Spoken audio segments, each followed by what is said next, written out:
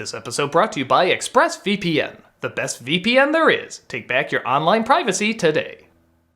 Check us out this weekend at Wizard World Chicago, booth 4403 and Artist Alley.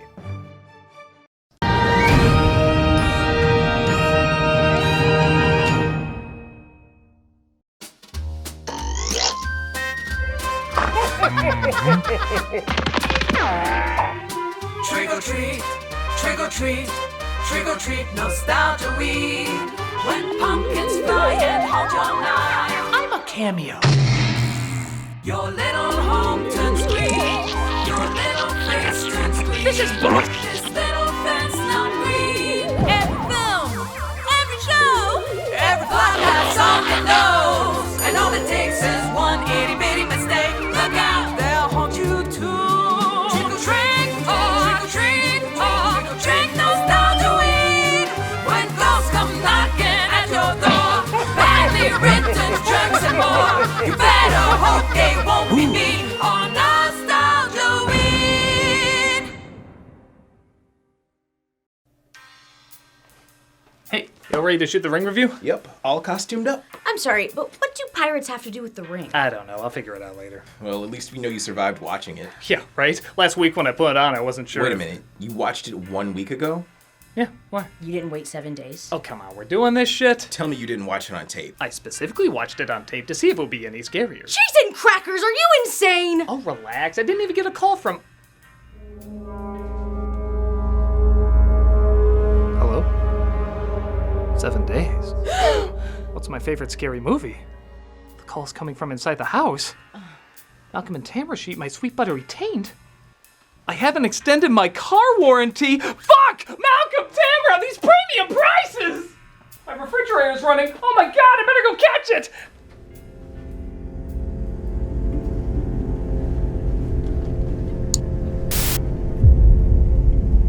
Malcolm, Tamara, you doing this? What are you talking about?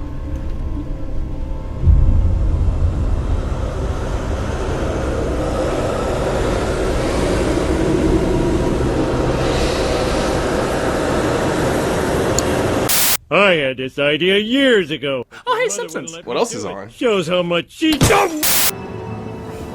is that Wicker Man? Hey, this is fun.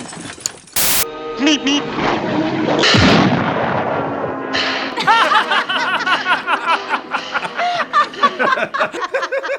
I guess I never found the Ring that scary.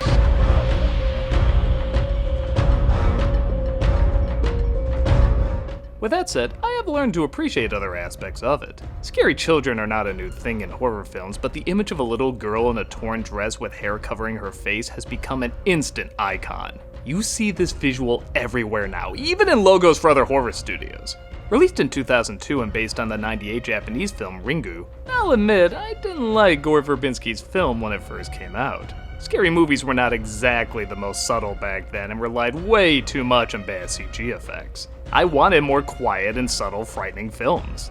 Over the years, though, we have gotten more of that variety, and looking back, I actually see this as a good segue to them. The Ring is a little slower and quieter compared to your average blockbuster horror flick. So I think it serves as a good transition from something like Jason X to something like Haunting of Hill House. But come on, is there really nothing that got under my skin with this movie? Am I really saying a visual this iconic couldn't possibly creep me out even a little? Oh, look, she's in the movie Karen now. There she is, slaving away in the kitchen.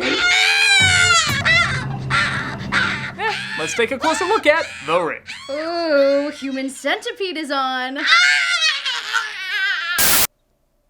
It opens with two girls, wait, this is Gore Verbinski, and early 2000s puke green, everybody, who are giving away part of the film's commentary before the film even starts. I hate television.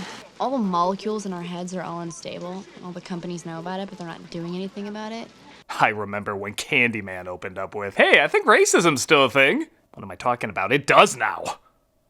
To the film's credit, there's not a ton of commentary being hammered in. Actually, I think its most subtle take is about a half hour in. But we do get one small miracle, 2.5 hour running time, Gore Verbinski getting straight to the point. Have you heard about this videotape that kills you when you watch it? You start to play it, and it's like somebody's nightmare. It's called the Star Wars Holiday Special. Katie, played by Amber Tamlin, is told about the urban legend that when you watch the tape, you get a phone call saying you'll die in 7 days. Coincidentally, Katie happens to have seen this tape exactly 7 days earlier. Again, it's Gore Verbinski. I'm just glad they didn't have to take an hour sailing to figure that out. Okay, yeah, I will.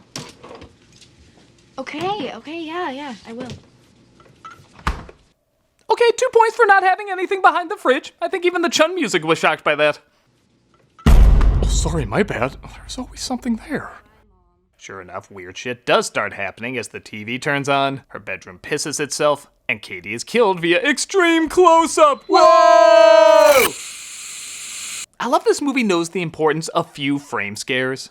Some of my favorite movies have few frame scares, because while the image alone can be frightening, showing only a glimpse, barely allowing you to comprehend what you just saw, leaves you even more uncomfortable. Same thing here. That face is pretty creepy, but show it for only a split second? Yikes. I give credit too that this isn't just an unrelated kill. A lot of horror films start off with a random person being axed off just to show what the killer is capable of. But here, the death kickstarts the story, as Katie is the cousin of Aiden, who's the son of our lead, a journalist named Rachel, played by Naomi Watts. He's not adjusting well. Miss Keller, I'm bothered by these drawings. I mean, the composition, the color scheme, this is first grade material and he's a second grade boy. He's not the talkative type. That doesn't mean he has nothing to say. Don't make me give you my Elizabeth Holmes stare. While they get ready for Katie's funeral, we discover the first big twist of the movie. She's raising a Culkin. I don't have enough time. I'm talking about time before we die. Good night, Rachel. Alright, we already got one creepy kid in this movie, and unless you want to wear a blue dress, we're keeping it that way. I'm also glad the movie has a lot of quiet moments. The original Ringu was great at building up this atmosphere of dread, and while I don't think this one does it quite as well, remember, most scary movies then had constant music and lame jump scares. Then. So I appreciate they let an uncomfortable moment just be an uncomfortable moment. Speaking of which, while Aiden tries not to be Cole from The Sixth Sense, Rachel comforts her sister, but is interrupted by one of the few legit jump scares I've seen in a movie. I saw her face. You sure she didn't watch the holiday special? They did the same shot in Ringu, but something I've discovered is while Ringu had better build-up, The Ring has better payoffs. This isn't bad, but this is a scary stories illustration. For a film that's technically PG-13, they get away with some pretty disturbing imagery. It's about the tape. What tape? The one that kills you when you watch it. Rachel finds out about the tape by talking to her friends, and she decides to do a story on it, whether her boss likes it or not. Punctilious prick, you're fired. No, I'm not. I'm cooking too good a story. What is it? Okay, I'm gonna ask Jeffrey Lebowski for his rent. She makes her way to where Katie and her now deceased friend saw the video, and uh-oh, I smell a Shyamalan character. Hi, I was Take a card. Card? No. Damn. Do you like hot dogs? What's your name and occupation? God, I need a quirk! This is your card, right? You don't work here, do you? He shows her the only tapes they have on the grounds that Katie might have watched. We bought tape players for videos. Quite a selection. Hey, nowadays that would be. She steals the one unmarked tape, goes to their cabin located by the 6 Feet Under tree, and puts on the mysterious VHS. I know this is supposed to be scary, but honestly it just looks like a college student's thesis film. If you don't get it, you don't get me. Sure enough, she gets a call telling her the bad news. 7 days. Oh, how that means your ass is grass! She goes to Noah, played by Martin Henderson, who's a video photographer, something that clearly makes bank. He's also Aiden's father. Oh wait, we're not supposed to know that yet. It's a kind of pointless twist later. Don't worry, you wouldn't have been that surprised anyway. Is this the same camera? Scan the rest. Oh, she put it on the System of a Down setting. She lets him watch the video, and you know, this film would be gorgeous if it wasn't shot through a Listerine bottle. Okay, I'll admit, I tried to figure out more why the color green in horror films just doesn't scare me. Yes, like I said before, it's usually a relaxing color, but it can also be associated with sickness, mold, and disgusting stuff. But maybe that's it. There's a lot of creepy green things, but not that many creepy green places. There's a lot of creepy rooms that are brown. Blue is very common for night. Even red and yellow connects with alarming or uncomfortably hot scenarios. But unless you're in a medical environment or the woods during the day, green just isn't commonly associated with scary places. But I don't know, maybe that's why it's supposed to work. Like, you wouldn't see that sickly color everywhere, so it throws you off. I just don't hear that many people saying, "Ooh, it's pretty dark and green around here." I know it's a personal preference, I just never got into it. What I do get into is this clever scene where she sees 3 generations all doing the same thing, watching television. You could already argue there's a hint of commentary with this idea, you know, TV killing you and all. But just this moment with no dialogue of her noticing all these strangers of different ages are doing the exact same thing surprisingly says a lot more than the nail on the head conversation earlier.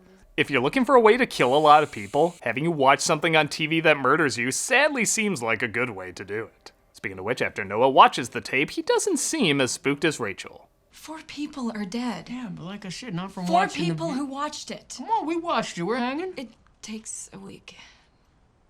There's a lot of homicidal prep that goes into it. Making the call, checking that you even have a TV. Even that video took months and months of production labor to film. That's why every murder comes complete with closing credits. He helps her make a copy of the video so they could each study it on their own time, and man, this movie really is about the dead, because I haven't heard so much talk about VHS in my life. The numbers of the control track, they put on the tape whenever it's recorded. Tracks totally shot. Servos can't line them up. The makeup of the tracks is like a signature for whatever did the recording. Totally analog. She'll read to the very edge of your tape. So the control track could tell us where it came from. Tracking, your monitor, your printer.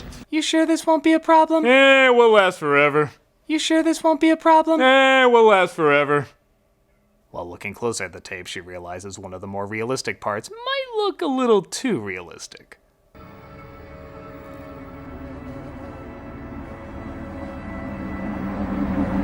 Little does she know that insect went through his own fly version of Stay Tuned. And by God, I want to hear that story! Hey, didn't you used to have a kid in this movie? He learned the word conundrum. Really? Yeah, and then he drew my picture. Yeah, bundle up and get on your winter hat for that rain. I guess maybe I should have a scene with you. The other kid's more marketable. Oh God, it's the ape from the Gainomax commercials. I've written bananas out of my diet. What more do you want? She wakes up to a shocking discovery, though. Aiden is watching the video. No! I'm sorry, Mom. You know my natural attraction to watching videos marked copy. No, seriously, why didn't you hide that? He watched the tape. Who watched it? Our son. Oh, sorry, I forgot that was supposed to be a twist. Do it again. Our son. Woo! I guess the halfway point is not a bad time to have a surprise, but I never got what it added to the story. Why was keeping that a secret in the grand scheme of things important? Hell, why is having him be the father important? It doesn't come that much into play. All it does is excuse bad, awkward dialogue because I guess he's supposed to be a bad, awkward dad. You wish I was around more? You want to be around more? I don't think I'd make a good father. I was in a Britney Spears video, for God's sake. Though nowadays that might be a good thing. What do you think? By the way, thank you both for being so quiet. Sure. You have a review to do. Hey, can that still work?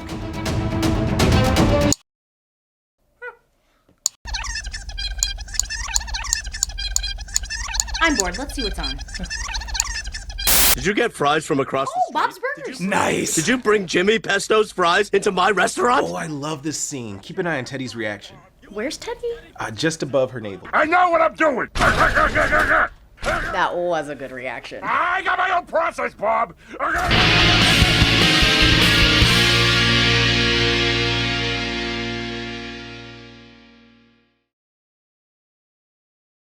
Going online without ExpressVPN is like leaving your kids with the nearest stranger while using the restroom. Wow! That's what they gave me to read! That's actually what they told me to say. Okay. Most of the time it's probably fine, but you never truly know who you're trusting. I wouldn't recommend doing that. What if they're a kidnapper or serial killer? Man, they are not screwing around. Why does everyone need a VPN? Because every time you connect to an unencrypted network in cafes, hotels, airports, etc., your online data is not secured. Any hacker on the same network can gain access and steal your personal data, passwords, financial details, etc. It doesn't take much technical know-how to hack someone. Just some cheap hardware is needed. A smart 12-year-old could do it. A smart 12-year-old who was probably given to a stranger while their parent went to the bathroom. Okay. Your data is valuable. Hackers can make up to $1,000 per person selling personal information on the dark web. So why use ExpressVPN? For one, it creates a secure, encrypted tunnel between your device and the internet. Hackers can't steal your sensitive data. It's super secure. It'll take a hacker with a supercomputer over 1 billion years to get past ExpressVPN's encryption. Also, it's easy to use. Fire up the app and click one button to get protected. And don't worry, it works on all devices, phones, laptops, tablets, and more. So you can stay secure on the go. Your personal endorsement is required. I use ExpressVPN because I know that my data is always going to be safe and secure with them. It's just a good, practical, simple way of keeping yourself safe. Secure your online data today by visiting expressvpn.com/nostalgiacritic. That's expressvpn.com/nostalgiacritic. And you can get an extra 3 months free, again, by going to expressvpn.com/nostalgiacritic. And don't leave a kid while going to the restroom. That's not good. We don't endorse that. We don't. Who would do that? Go to expressvpn.com/nostalgiacritic to get 3 months free today.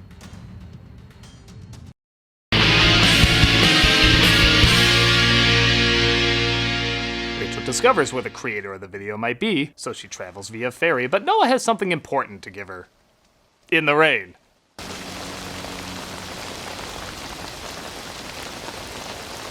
If you take it even slower, even more water will get on it.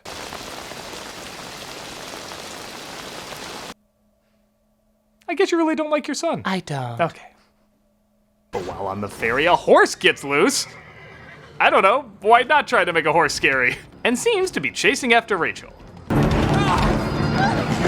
I'm gonna be the TriStar logo. Dun-dun! Aw, shit. And call me a sick bastard, but I find this part really funny.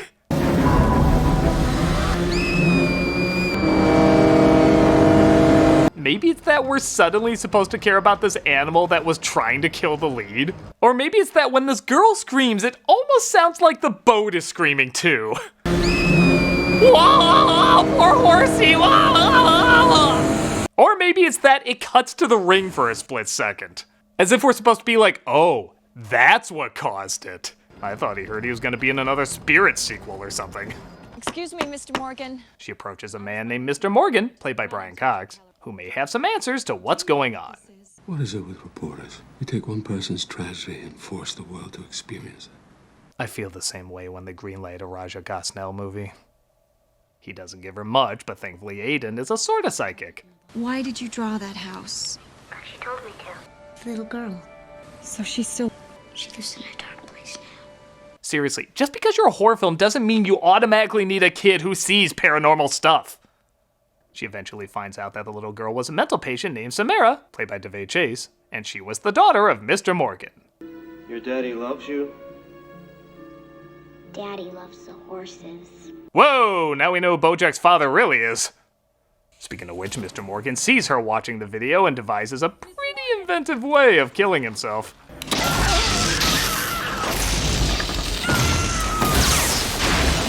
There's no tall buildings where these people live. They go back to the cabin where the tape was watched and try searching for answers.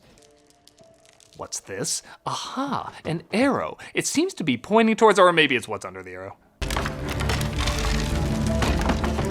Well. Oh god, I should be Aiden's father. I'm already making dad jokes.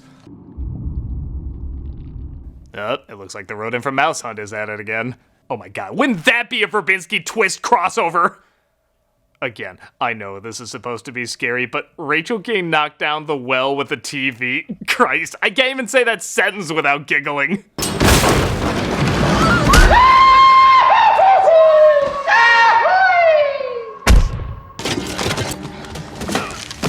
Jesus, is this The Ring or Scary Movie 3? These scenes are hilarious.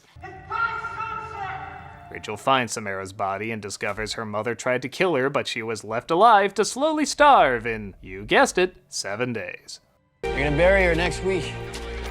It's over. I'm saying that in a horror film, so you know it's legit. Sometimes children yell or cry or draw pictures. This one made a video from beyond the grave. Kids! Dead kids! You know, this whole searching for a dead child while ignoring our own has really brought us closer together. And thus we get to, let's face it, the real reason you all remember this movie. Surprise endings in horror films are a dime a dozen, but this one left a pretty big impact. It's revealed that finding Samara's body, well, didn't do shit. You helped her? What's wrong, honey? You weren't supposed to help her. Yeah, it's not about the dead finding justice so they can sleep in peace like it was building up. Nope. It's just an angry, bitter bitch who wants to spread her misery to as many people as possible. And she does so in the most memorable effect of the movie. I'll admit, even though I wasn't finding this film that scary, this got a big reaction out of me. If you told me in a movie there was a scene where a ghost steps through a TV, that wouldn't really scare me. But the build-up is what makes it work. None of the other effects in the film were like this. It was surprisingly pretty light on the CG scares. So all it takes is a creative way to go a step further beyond what you're used to seeing. Even Samara we haven't seen a ton of, and we technically haven't seen her as a ghost. There was that one moment in the dream, but that's about it. So there's a mystery to what's behind that creepy long hair, and what exactly she can do. Also remember, most of the scares are on the video. The screen is the barrier that can't be crossed. So when it's suddenly broken through, and with really clever texture effects with her being low res and glitchy all over the place, it's very jarring. It's like crossing the bridge in Sleepy Hollow or when the tent is snapped open in Sixth Sense. Those are the areas that are supposed to be safe, and suddenly they're obliterated. So yeah, despite most of the film just being okay, it really knew how to stick the landing. Rachel puts together that the reason she survived is because she made a copy and showed it to her son. So she has him do the same thing. What about the person we show it to? What happens to them? Ruth insulted my shoes last week. She can die. And that was The Ring. Not a great film, but it's got some great stuff in it. Compared to a lot of scary movies of the past and present, it does take its time to build up its scares in ways that are either effective enough or downright awesome. There's also something uniquely retro that it's a VHS that curses everybody. I'm not gonna lie, I actually went out of my way to get a VHS of this movie and watch it on a VCR to see if it was creepier. And you know what? It kinda was. I think that's a sign the film is clearly working. While at times it can be dull and not always make sense, its payoffs are memorable and the premise has the makings of a classic urban legend. While I certainly wouldn't call it one of the scariest movies ever made, there's definitely a reason it quickly became iconic. And seeing how this image is still all over the place, it looks like it's gonna stay that way for a long time. Now where'd I put that remote? Oh shit, she's got the remote. What are we gonna do now?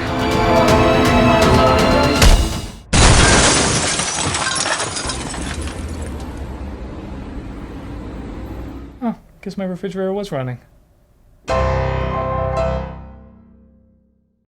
This is your card, right? Hey, Doug Walker here doing the charity shout out at the studio because it just got done doing a shoot because I'm getting back from a con probably by the time you see this. And anytime I go to a con, we like to do a thing where we charge for selfies, but the money goes to charities. And it's always the charity I'm doing that week. So I try to pick charities that I really, really like and I think are just so good and filled with so many good people. And a real good one, I've done this one a couple times, is the Center for Victims of Torture. Now, if you're like me, you just hear that and you're like, God, you just get like chills at that idea. Like, God, it's just such an awful thing to think about. But there's good people that help people have gone through that, and some information about them. They are forging new ways to advance human rights and build a future free of torture. Through research, training, advocacy, and healing services for survivors, each initiative they undertake plays a role in building a larger vision For the torture rehabilitation movement, they provide a bridge between torture victims, the local community, and society as a whole, working to restore the dignity of the human spirit one survivor at a time. With a 4-star rating on Charity Navigator, this really is an amazing charity. Like I said, we've done a shout out for them many, many times. I mean, good God, whatever you're going through, there's just always someone that's gone through something worse, and this is a way to give back and help them out. So please check out the site, or again, spread the word, because this is such a good organization. They do such wonderful work. Thank you so much.